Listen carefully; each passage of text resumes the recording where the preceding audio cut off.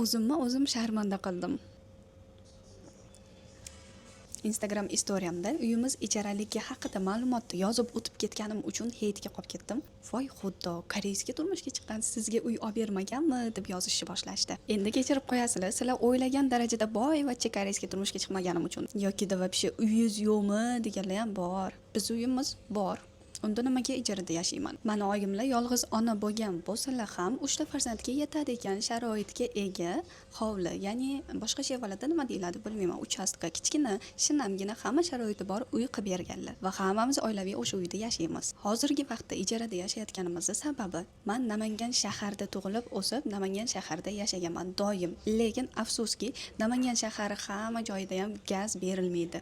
Bu degani qishda odamlar har xil usul bilan uyini isitishga harakat qiladi. Mana oyimlarning juda ham kuchli allergiyalari bo'lgani sabab tutun, yoqimsiz hid, chang, shunga o'xshagan hamma narsaga allergiyalari juda ham kuchli bo'lib qiynaydi. Tushunishingiz uchun oddiygina allergiya emas, kuchli allergiya. Biz uyimizda pechka yoqmaymiz, isitishga sharoitlar qilib olganmiz. Qo'shnalarimizda ham sharoiti bor insonlar bor, sharoiti yo'q insonlar bor. Bitta mahallada hatto bir nechta uydan tutun chiqadigan bo'lsa, u hidlar butun mahallaga tarqaydi va meni oyim bundan qiynaladilar. Aynan shu sababdan qishda biz kvartirada ijarada yashaymiz. Ba'zi birlarga o'xshab uy o'zimizniki, bizani mana shuncha uyimiz bor demasdan nagla ijarada aytganim uchun uzr so'rayman. Sizlar nima deb o'ylaysizlar? Ijarada yashash shunchalik uyatlimi yoki bu narsani yashirishim kerakmidi?